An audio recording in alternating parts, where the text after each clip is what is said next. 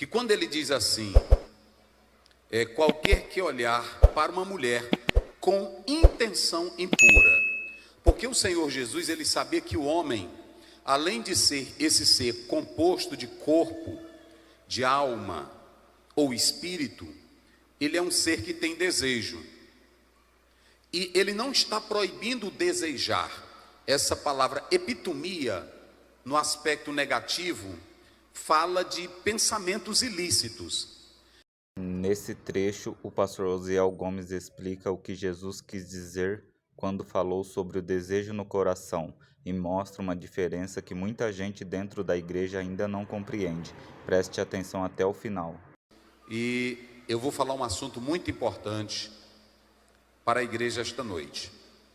Na verdade, é a primeira vez que eu vou tratar esse assunto com a igreja de modo aberto. E é um assunto muito polêmico, não da parte da Bíblia, mas dos homens. Então eu quero que você abra a sua Bíblia comigo, São Mateus, capítulo 5, verso 27 ao 32. Ouviste que foi dito, não adulterarás. Eu, porém, vos digo, qualquer que olhar para uma mulher com intenção impura no coração, já adulterou com ela. Se o teu olho direito te faz tropeçar, arranca-o e lança-o de ti. Pois te convém que se perca um dos teus membros, e não seja todo o teu corpo lançado no inferno. E se a tua mão direita te faz tropeçar, corta e lança-a de ti. Pois te convém que se perca um dos teus membros, e não vá todo o teu corpo para o inferno. Também foi dito, aquele que repudiar, você vai marcar esse verbo aí, repudiar sua mulher, dê-lhe carta de divórcio. E aí você vai marcar a palavra divórcio. Eu, porém, vos digo, qualquer que repudiar sua mulher, exceto em caso de relações sexuais ilícitas, a expõe e torna-se adúltera. E aquele que casar com a repudiada, comete adultério. Muito bem. Meus irmãos, na nossa lição, ela deixa claro que o casamento é para sempre. Nós temos o primeiro ponto, a condenação do adultério, e eu falo nos 3 subpontos. Primeiro subponto, segundo subponto. O primeiro eu falo sobre a definição de adultério. Segundo, eu falo sobre a posição de Jesus quanto ao adultério. E terceiro, os males do adultério. Nós vamos abordar isso. No ponto 2 eu falo sobre o que rege o coração, regerá o corpo. O homem é o que ele pensa, sujeitando o corpo ao espírito. E terceiro, eu falo sobre a indissolubilidade do casamento. São esses 3 pontos que nós estaremos abordando. Antes, nós vamos começar com essa citação de Cristo, que também está no Decálogo, ou melhor, em Êxodo capítulo 20, versículo 14. Não adulterarás. Pode observar que é uma frase simples, objetiva e direta. Não adulterarás. Imagine uma comunidade que vivia com mais de 2,5 milhões de pessoas e que elas poderiam viverem de qualquer forma, mas o Senhor coloca um dique, o Senhor coloca tipo uma barreira, o Senhor coloca tipo uma cerca e diz assim: não adulterarás. Foi isso que ele disse: não adulterarás. Essa é a ordem. O adultério, apenas a lei legalizou o que já era de praxe. Vocês se lembram do caso de Judá e Tamar, quando quando disseram que ela estava grávida, ele disse que ela havia cometido adultério e a ordem dele era que matasse ela. E aí ela prova diferente, com um cajado, com um anel, com um lenço, como vocês sabem. Então, o adultério antes da lei já era visto como uma prática contrária à palavra de Deus. A lei, ela veio a apenas legalizar aquilo que na verdade já era aceito entre o povo de Deus. Se a mulher pecasse, se o homem adulterasse, antes disso já era condenado à morte. Então a lei, ela vem apenas para legalizar essa particularidade. Quando Jesus disse não adulterarás, ele estava evitando, aliás, quando Deus mandou por ordem de Moisés, não adulterarás, ele estava colocando uma proteção social e também ele estava colocando as coisas em ordens, para que não houvesse uma desordem social, cada homem possuindo a mulher do outro, e aí ia gerar uma questão de paternidade muito séria. Então essa expressão, ela também tem o peso espiritual e sociológico, porque preservava a família. Então quando você pega Êxodo 20:14, não adulterarás, parece uma coisa simples, mas não é. Era o Senhor Deus preservando essa situação, ok? Mas quando a gente analisa essa passagem bíblica de Mateus, nós vamos ter alguns problemas. Primeiro, ouviste que foi dito, não adulterarás. Jesus Cristo, ele sai do campo apenas da legalidade, da letra da lei, como preconizava o decálogo, e ele agora vai para o campo do coração. Observem que ele diz assim, olha, qualquer que olhar para uma mulher com intenção impura. Se vocês analisarem, epitomia, aqui está no infinitivo, epitomesai. Epitomesai é a palavra grega para desejo. Prestem bem atenção, é aquilo que nós chamaríamos de fantasias sexuais. Fantasias sexuais. E alguém pensa que Jesus não tratou de fantasias sexuais, e Jesus tratou. Até aqui, ele está mostrando que o desejo faz parte da natureza humana. Agora, ele vai aplicar esse ensinamento diretamente à vida do casal.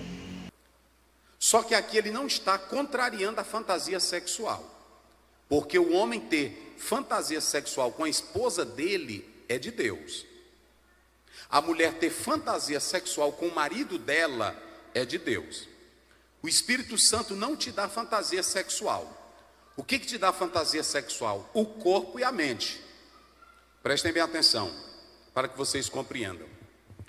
O Senhor Deus, ele nos faz seres psicossomáticos, corpo e alma, e ele coloca no homem e na mulher aquilo que é chamado de força biológica. E o que é essa força biológica?